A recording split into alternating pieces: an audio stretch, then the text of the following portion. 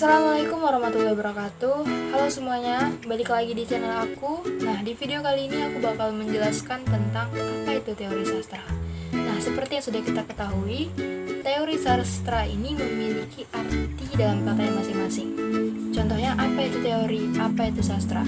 Nah, teori ini adalah cara, langkah, ataupun sesuatu sistem yang harus kita pahami. Sedangkan sastra ini berasal dari kata susastra yang memiliki dua kata, su dan sastra. Susastra itu pada awalnya dia ini sebagai pemagar budaya, pelestarian budaya, pendokumentasan budaya.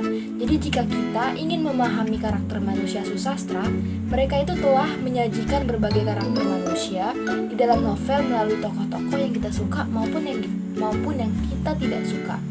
Nah, jadi bisa dibilang teori sastra ini termasuk dalam bagian dari ilmu sastra.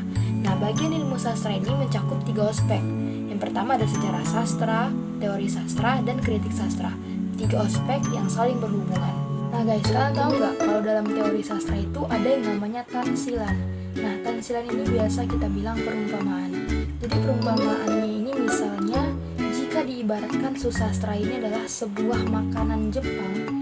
Jadi misalnya teman kalian nih ngajak kalian ke sebuah restoran Jepang, pasti dalam pikiran kita itu berpikir seperti apa makanan ini, bagaimana rasanya, bagaimana cara makannya, dan lain-lain. Nah, pemikiran itu yang akan terjawab jika kita punya ilmu makanan Jepang dalam pikiran kita. Begitu pula jika kita berbicara pada susastra, kita harus mempunyai ilmu.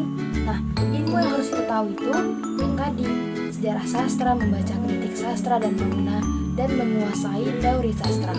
Bagaimana kita menentukan sejak atau tidak? Jawabannya dengan teori. Teorilah yang dapat menentukan ini termasuk sejak atau puisi dan ini bukan.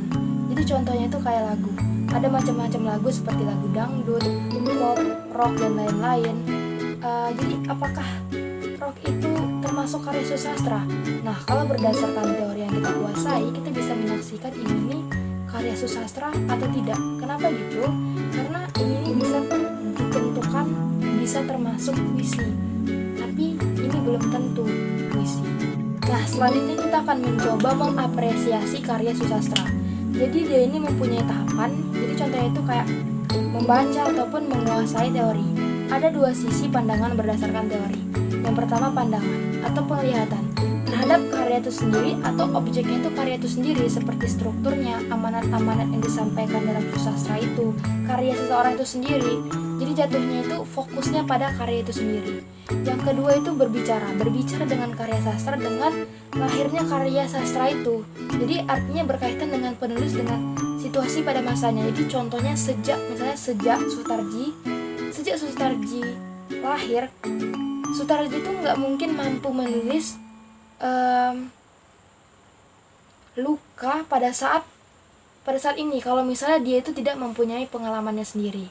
Nah, yang ketiga, melihat karya susastra dari penikmat ataupun pembacanya. Mungkin sekedar itu saja sedikit materi tentang teori sastra yang bisa saya sampaikan. Lebih dan kurang saya mohon maaf. Terima kasih telah menonton dan mengapresiasi video ini. Wassalamualaikum warahmatullahi wabarakatuh.